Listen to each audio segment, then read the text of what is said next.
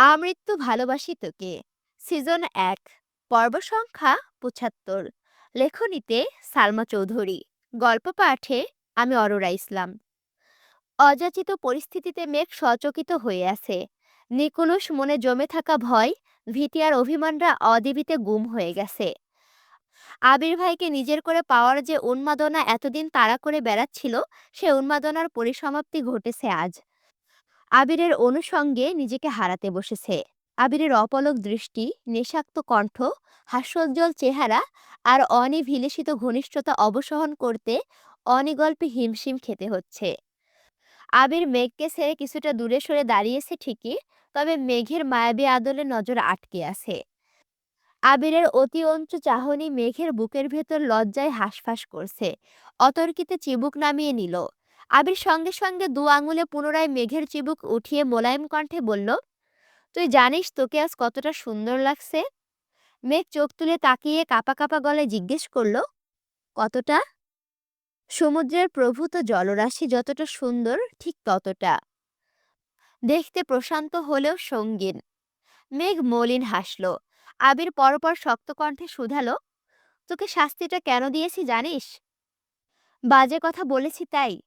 জি না, আপনি আমার সাজানো পরিকল্পনা নষ্ট করেছেন তার জন্য।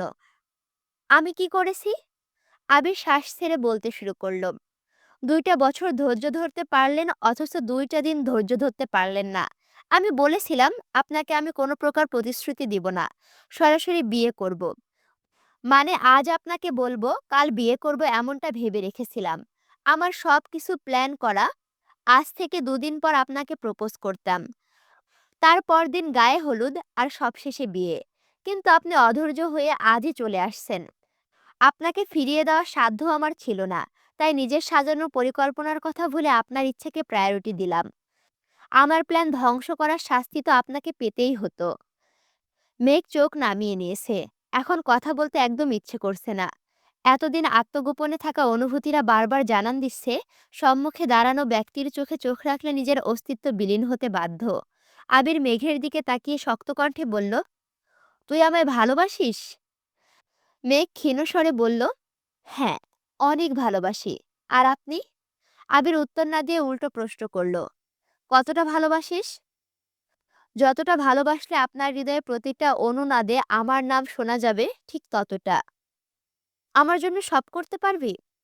মেঘ কপাল কুঁচকে বলল, সব পারবো, কিন্তু আপনাকে ছাড়তে পারবো না।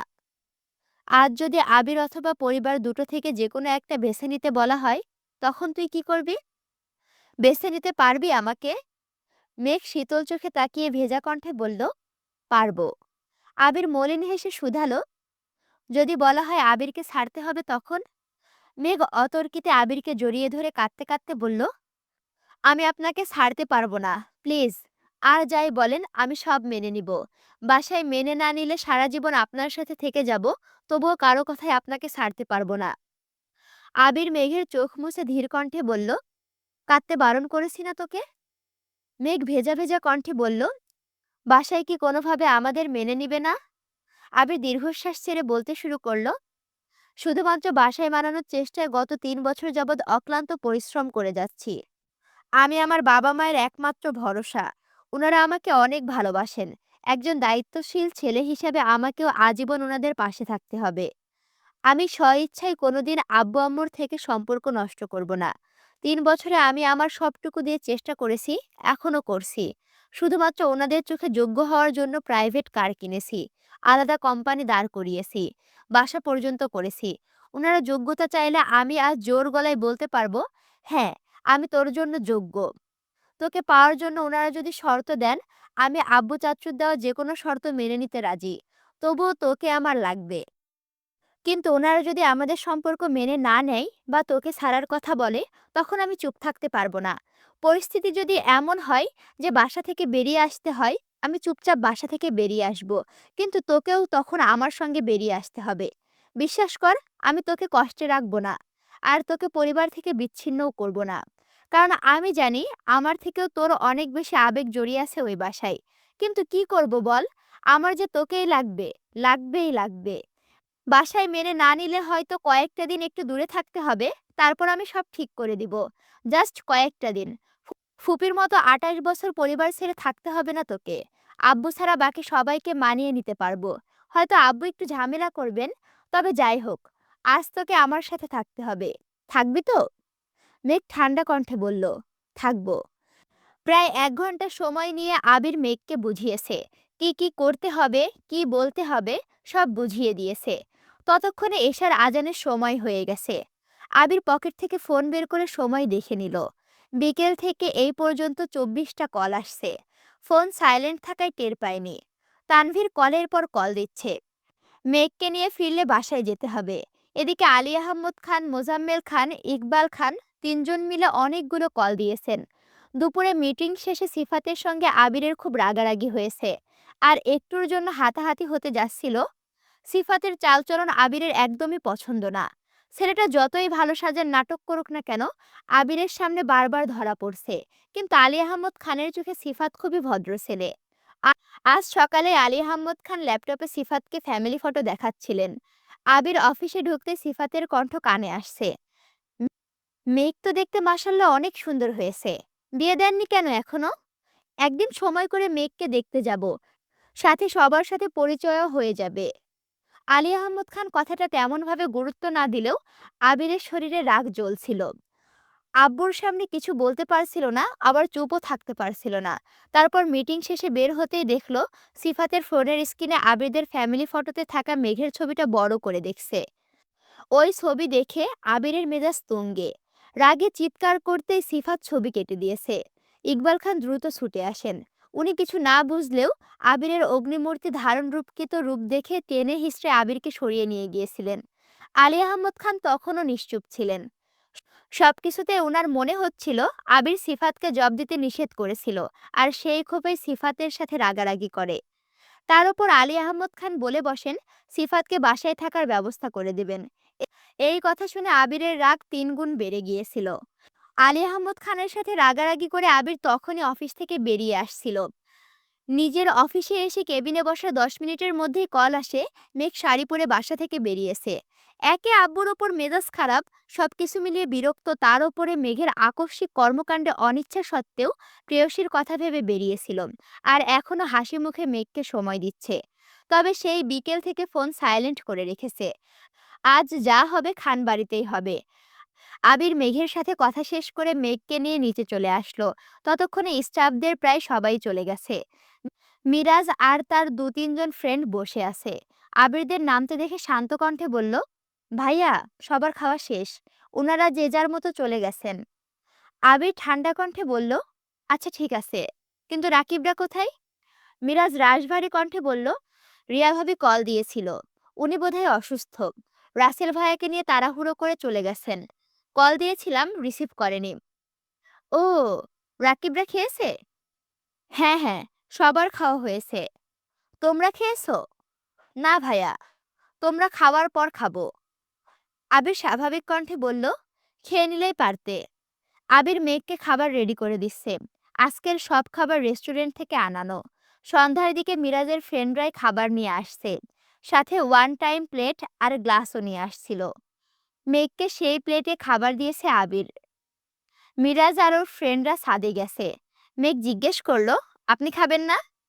খেতে ইচ্ছে করছে না। যতক্ষণ না সবকিছু ঠিকঠাক হচ্ছে ততক্ষণ স্থির হতে পারছি না। মেঘ আবিরের চোখের দিকে তাকিয়ে মোলায়েম কণ্ঠে বলল, যা হবার হবে। সারাদিন খাননি, আগে খেয়ে নিন। আমি খাইয়ে দিই। আবির আর চোখে তাকিয়ে মৃদু হেসে বলল, বাহ, বউ বউ ফিল এসে গেছে নাকি? মেঘ ভেংচি কেটে বলল, দেখি হা করেন। আবির কথা না বাড়িয়ে চুপচাপ খেয়ে নিল। খেতে খেতে তানভীরকে কল দিয়ে কথা বলে নিয়েছে। মিরাজকে আগে থেকে বলেছিল আবিরের শার্ট আর প্যান্ট নিয়ে আসার জন্য। আবির পাঞ্জাবি পায়জামা পাল্টে শার্ট আর প্যান্ট পরে মিরাজদের থেকে বিদায় নিয়ে রওনা দিল। আজ মিরাজরা এখানেই থাকবে। আগামীকাল তানভীর এসে সবকিছু গুছিয়ে রেখে যাবে। যাওয়ার আগে মেঘ হলুদ আর সাদা সবগুলো গোলাপ একসঙ্গে নিয়ে শপিং ব্যাগে করে নিয়ে চলে গেছে। আসার সময় কিছুটা দূরত্ব থাকলেও এখন বাইকে বসে মেঘ পেছন থেকে আবিরকে শক্ত করে জড়িয়ে ধরেছে। আবির মুচকি হেসে নিজের এক হাত মেঘের ২ হাতের ওপর রেখে উদ্বেগহীন কণ্ঠে বলল, বাসায় উল্টাপাল্টা কিছু বললে এভাবে জড়িয়ে ধরতে পারবেন তো? মেঘ আস্তে করে বলল, দেখা যাক। আপনি পারবেন? আবির মৃদু হেসে বলল, অবশ্যই। আমি একদম কোলে নিয়ে চলে আসব। মেঘ মেকি স্বরে বলে উঠল, আমিও দেখব আপনার কেমন সাহস। ওকে। আবির বাইক স্টার্ট দিল। মেঘ আবিরের প্রশস্ত পিঠে মাথা এলিয়ে আবিরের গায়ের গন্ধ উপলব্ধি করছে। অনেকটা পথ যাওয়ার পর মেঘ আচমকা ডাকল, আবির ভাই। আবির তৎক্ষণাৎ ব্রেক কষল। বাইক থেকে নেমে মেঘের মুখোমুখি দাঁড়িয়ে গুরুতর কণ্ঠে বলল, কথায় কথায় ভাই বলার অভ্যাসটা ত্যাগ করুন। আমি আপনার ভাই না, ওকে? মেঘ শান্ত স্বরে শুধালো, ভাই না ডাকলে কি ডাকবো? আবির ডাকবি। মেঘ চোখ বড় করে তাকিয়ে বলল, আমি পারবো না। কেন? স্বামীর নাম মুখে নিতে নেই, আপনি জানেন না? আবির হাসতে হাসতে বলল, হায় রে কুসংস্কার। গত ২ বছরে আবির ভাই ডাকতে ডাকতে কান তবদা করে ফেলেছিল। এখন বলতেছে স্বামীর নাম মুখে নিতে নেই। মেঘ মুখ চেপে শক্ত কণ্ঠে বলল, তখন আপনি আমার স্বামী ছিলেন না, চাচাতো ভাই ছিলেন। বুঝেছেন? বুঝেছি। কিন্তু আর একবার যদি আবির ভাই বলেছিস, তাহলে বাম হাতে কানের নিচে এমন একটা থাপ্পড় দিব, ৩ দিন বেহুশ থাকবি। মেঘ হুংকার দিয়ে উঠল, তাহলে ডাকবো কি আমি? আবির নির্দ্বিধায় বলল, আহিয়ার আব্বু। মেঘ উদ্বেগপূর্ণ কণ্ঠে প্রশ্ন করল, আহিয়াকে? আবির মুস্কি হেসে বলল, আমার মেয়ে। হোয়াট? আপনার মেয়ে আসলো কোথা থেকে? আবির দুষ্টুমির স্বরে বলল, মেয়ে আমার একার না, আমাদের দুজনের মেয়ে আহিয়া। মেঘ নিজের পেটে হাত রেখে উদ্বিগ্ন কণ্ঠে বলল, আমাদের মেয়ে মানে? আমার তো এখনো বিয়েই হয়নি, মেয়ে কোথা থেকে আসবে? আবির নিঃশব্দে হেসে মেঘের মাথায় আস্তে করে গাঁটটা দিয়ে বলল, আরে বোকা মেয়ে, আমি আমাদের অনাগত সন্তানের কথা বলছি। মেঘ আহাম্মকের মতো তাকিয়ে বলল, ছি, আপনার কি লজ্জা লাগে না? ও মা, লজ্জা লাগবে কেন? এই যে আজে বাজে কথা বলছেন। হবু সন্তানের কথা বউকে বলতে গিয়ে যদি লজ্জা পেতে হয়, তাহলে এই নির্লজ্জময় জীবন আমি রাখবো না। মেঘ বিরক্ত ভরা কণ্ঠে বলল, ফাজলামো রেখে তাড়াতাড়ি বাসায় চলুন। আজ বাসায় যে কি হবে! দেখা যাবে আমার আপনার জীবনে ঘূর্ণিঝড়ে উড়ে যাবে। তখন এই আবিহা হাজার কেঁদেও তার বাপকে পাবে না। আবির দু আঙুলে আলতোভাবে মেঘের নাক চেপে হেসে বলল, তার মানে আপনি মেনে নিচ্ছেন আহিয়া আমাদের মেয়ে আর আপনি তার মা? মেঘ ফোঁস করে উঠে আবিরের হাতে চিমটি কেটে বলল, আপনি কি যাবেন? আবির উফ করতে করতে বাইকে বসলো। বাইক স্টার্ট দিতে দিতে তপ্ত স্বরে বলল, অবধ জামাইকে চিমটি কাটা মোটেই ভালো লক্ষণ না। আল্লাহ, বিয়ের খবর নাই, উনি জামাই জামাই করে বেহুশ হয়ে যাচ্ছেন। আবির গম্ভীর কণ্ঠে বলল, বাসায় মানলে বিয়ে ২-৩ দিন পরে হবে, আর বাসায় না মানলে রাতে আপনাকে নিয়ে পালাবো। মেঘ আর কিছু না বলে আবারও আবিরকে জড়িয়ে ধরে বসলো। বুকের ভেতর চাপা কষ্টগুলো প্রকাশ করতে পারছে না। আজ বাসায় কি হতে চলেছে সেই সব ভেবে আঁতকে উঠছে বারবার। দীর্ঘ সময় পর মেঘ আবিরের পিঠে মাথা রেখে আস্তে করে ডাকলো, এই যে। আবির নিরুত্তর।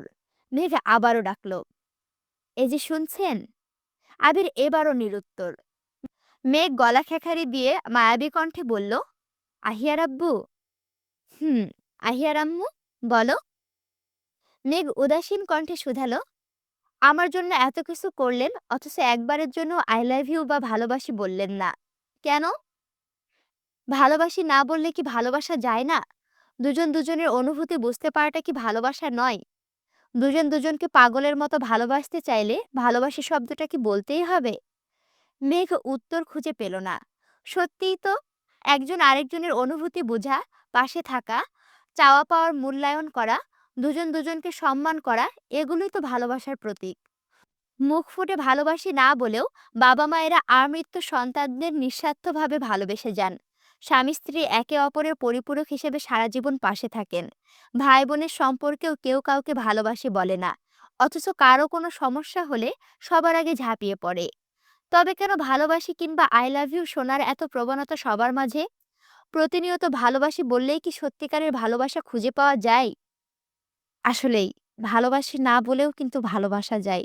ভালোবাসি বললেই যে ভালোবাসাটা সত্য হয়ে যায় কিংবা ভালোবাসা হয়ে যায়, এমন কোনো বিষয় না।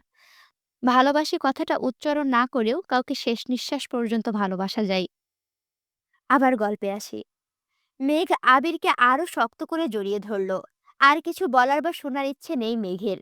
বাসার কাছাকাছি আসতে বেশ কিছুটা সময় লেগেছে। বাসা থেকে কিছুটা দূরে বাইক থামিয়ে দুজনেই নামলো। পরপর কল দিল তানভীরকে। তানভীর অনেকক্ষণ অপেক্ষা করে কিছুক্ষণ হলো একটা কাজে গেছে। আসতে একটু সময় লাগবে। কয়েক ঘন্টা শাড়ি পরে হাঁটাচলা করায় শাড়ির যাই তাই অবস্থা হয়ে গেছে। আবির মেঘের শাড়ির কুচি ঠিক করতে করতে বলল, একা যেতে পারবি নাকি তানভীর আসা পর্যন্ত অপেক্ষা করবি? যেতে পারবো। শুন, কারোর সঙ্গে কোনো কথা বলার প্রয়োজন নেই। সোজা নিজের রুমে গিয়ে ফ্রেশ হয়ে রেস্ট নিবি। আচ্ছা, যাবো এখন? হুম। মেঘ গোলাপগুলো হাতে নিয়ে বাসার উদ্দেশ্যে যাচ্ছে। আবির নিষ্পলক দৃষ্টিতে সেদিকে তাকিয়ে আছে। মেঘ কিছু দূর যেতে আবির উচ্চস্বরে ডাকলো, মাহাদিবা খান মেঘ। মেঘ সহসা থমকে দাঁড়িয়ে পিছনে ফিরল। আবির পূর্বের ন্যায় আবারও বলল, সাজ্জাদুল খান আবিরের মিসেস হবার প্রস্তুতি নিন। খুব শীঘ্রই আপনি আমার বেগম হচ্ছেন। মেঘ অবাক লোচনে তাকিয়ে নিঃশব্দে হাসল। হাত নেড়ে বিদায় দিয়ে সামনে ঘুরল। এক পা বাড়াতে আবির উদ্দিত কণ্ঠে আবার বলল, আই লাভ ইউ মেঘ, আই লাভ ইউ ইনফিনিটি। মেঘ অতর্কিতে ঘুরে দাঁড়ালো। আশ্চর্য নয়নে তাকালো আবিরের মুখের দিকে। আই লাভ ইউ শোনার অনুমাত্র ইচ্ছেও মেঘের ছিল না। অনাকাঙ্ক্ষিত কথাটা শুনে নিজের আবেগ আটকে রাখতে পারল না। এক ছুটে গিয়ে জড়িয়ে ধরল আবিরকে। আহ্লাদী কণ্ঠে বলল, আই লাভ ইউ ইনফিনিটি। আবির মেঘের মুখটা তুলে কপাল বরাবর চুমু খেয়ে শান্ত স্বরে বলল, ভালোবাসি ভালোবাসি ভালোবাসি, আমৃত্যু ভালোবাসি তোকে। মেঘের বিস্মিত আঁখি যুগল আবিরের চোখে নিবদ্ধ। ফাঁকা রাস্তা, কিছুটা দূরে থাকা ল্যাম্পপোস্টের আলো আবিরের শ্যামলা চেহারায় পড়ছে। মেঘ সেই মায়াময় আদলে তাকিয়ে থেকে আনমনে বলে উঠল, আপনি এত কিউট কেন? আবির মৃদু হেসে বলল, এখন কিন্তু শাস্তি দিব। মেঘ তৎক্ষণাৎ আবিরকে ছেড়ে কিছুটা সরে দাঁড়ালো। পরপর থমথমে কণ্ঠে শুধালো, ভালোবাসি বলবেন না তো এখন বললেন কেন? আবির তপ্তস্বরে বলল, আমি তোর কোনো ইচ্ছে অপূরণ রাখবো না তাই। মেঘ অত্যন্ত নমনীয় কণ্ঠে বলল, আমার খুব ভয় হচ্ছে। আবির হেজাবের উপর দিয়ে মেঘের দুগালে হাত রেখে চাপা স্বরে বলল, আমি আছি তো তোর পাশে। ভয় কিসের? আমি বেঁচে থাকতে তোর ওপর একটা আঁচড়ও পড়তে দিব না। মেঘ আবিরের থেকে বিদায় নিয়ে চলে গেছে। আবির কিছুক্ষণ দাঁড়িয়ে সেদিকে তাকিয়ে রইল। মেঘের সামনে কিছুটা প্রকাশ করতে না পারলেও আবিরের বুকের ভেতর ভয়ঙ্কর তোলপাড় চলছে। কি হবে বা হতে পারে সেসব ভেবে গলা শুকিয়ে যাচ্ছে। মনে আতঙ্ক বাসা বেঁধেছে অনেক আগেই। তার ওপর দুপুরে আব্বুর সাথে রাগারাগি করে অফিস থেকে বেরিয়েছে। সারাদিন আব্বুর ফোনটা পর্যন্ত রিসিভ করেনি। মেঘ বাসায় ঢুকে গেছে। আবির পকেট থেকে ফোন বের করতেই দেখলো আলী আহমদ খানের কল আসতেছে। আবির এবার দীর্ঘ নিঃশ্বাস ছেড়ে কলটা রিসিভ করলো। আবির কিছু বলার আগে আলী আহমদ খান উদ্বিগ্ন কণ্ঠে বললেন, আবির, তুমি কি শোধরাবে না? কলের পর কল দিতে দিতে ক্লান্ত হয়ে যাচ্ছি, অথচ তোমার কোনো খবর নেই। এত কিসের রাগ তোমার? আবির শান্ত স্বরে বলল, বলুন। আমি কি বলবো? কি বলতে বাকি রাখছো তুমি? রাজশাহীর অফিসে সমস্যা হয়েছে। বিকেলের দিকে খুব মারামারি হয়েছে। এখনো পরিস্থিতি ভালো না। তোমার চাচ্চুর শরীরও খারাপ, অফিসে আসেনি। এইদিকে তুমি সারাদিন ধরে রাগ করে বসে আছো। বাধ্য হয়ে এখন আমাকেই যেতে হচ্ছে। আবির উত্তেজিত কণ্ঠে বলল, আপনি যাচ্ছেন মানে? আপনাকে কোথাও যেতে হবে না। আমি আসছি এখনই। আলী আহমদ খান রাগান্বিত কণ্ঠে বললেন, ব্যবসা যেহেতু আমার, সব দায় আমারই। মরি বাঁচি ব্যবসা করে যাব। তোমরা তোমাদের রাগ নিয়ে থাকো। আবির কণ্ঠ খাদে নামিয়ে বলল, আপনি কোথায় আছেন? বাস স্ট্যান্ডে। আমি আসতেছি এখনই। আসতে হবে না, আসতেছি আমি। এইদিকে মেঘ শাড়ির আঁচলের নিচে ফুল আর আংটি পরিহিতা হাত লুকিয়ে বাসায় ঢুকলো। রান্নাঘরে মালিহা খান আর আকলিমা খান কাজ করছেন। আর কেউ নেই। এই সুযোগে মেঘ দ্রুত চলে যাচ্ছে।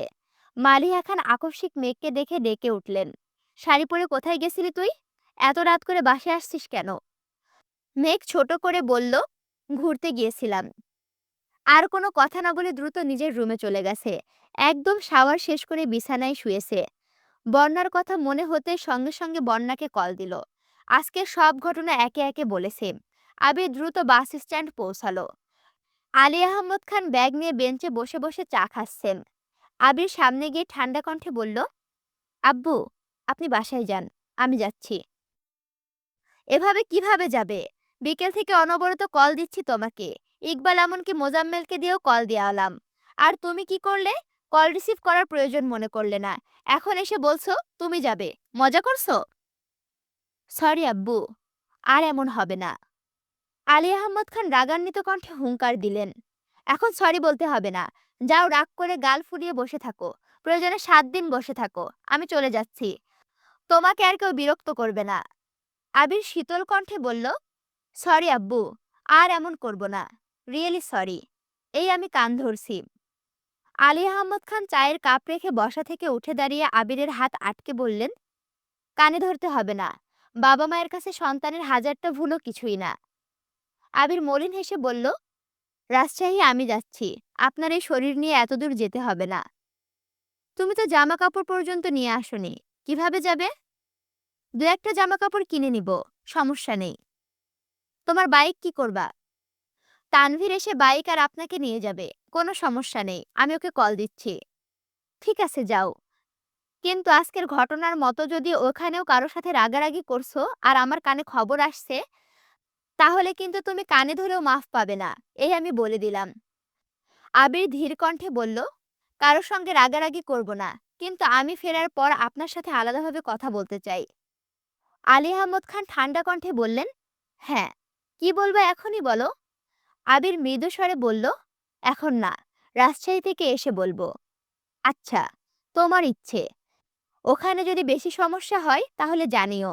মোজাম্মেলের শরীর ভালো হলে ওকে পাঠাবো। আচ্ছা। বাস ছাড়ার সময় হয়ে যাচ্ছে। আবির টিকিট নিয়ে বাসে উঠে বসেছে। তানভীর এসেছে অনেকক্ষণ পর। আবির রাজশাহী যাচ্ছে দেখে তানভীর থম মেরে দাঁড়িয়ে আছে। বরাবর সামনে মুখ ফুটে কিছু বলতেও পারছে না। কিছুক্ষণের মধ্যে বাস ছেড়ে দিয়েছে। আলী আহমদ খান তানভীরের দিকে তাকিয়ে গম্ভীর কণ্ঠে বললেন, চলো এখন। তানভীর ভারী কণ্ঠে বলল, জি। আবিরের বাস ছাড়ার কিছুক্ষণ পরে আবির মেঘকে কল দিল। মেঘ বন্যার কল কেটে আবিরের কল রিসিভ করে চিন্তিত স্বরে জানতে চাইল, কোথায় আপনি? আর কখন আসবেন? আবির ধীর কণ্ঠে বলতে শুরু করলো, আমাকে ইমার্জেন্সি কাজে রাজশাহী যেতে হচ্ছে। বাস অলরেডি ছেড়ে দিয়েছে। তোকে যা বলি একটু শোন। হাতের আংটিটা খুলে কোথাও লুকিয়ে রেখে দে। আমি আসলে আবার পরিয়ে দেব। আর এই ২-৩ দিন খুব বেশি সাবধানে থাকবি। প্রয়োজনে সারাদিন ঘুমাস। তবুও বাসার কারো মুখোমুখি হোস না। বাসায় কোনো মেহমান আসলে বা তোকে দেখার নাম করে কেউ আসলে ভুলেও সামনে যাস না। আর অবশ্যই আমাকে জানাবি।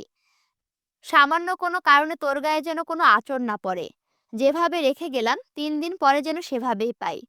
একটা কথা মনে রাখিস, তোর কিছু হলে আমি সত্যিই মরে যাব। আমি তোকে নিজের থেকেও বেশি ভালোবাসি। আসসালামু আলাইকুম। কেমন আছো তোমরা সবাই? আশা করি ভালো আছো। আমিও আলহামদুলিল্লাহ ভালো আছি। কথা হচ্ছে তোমরা প্রতিদিন পর্বে একটাই কমেন্ট করো, আপু আর কয়টা পর্ব বাকি আছে?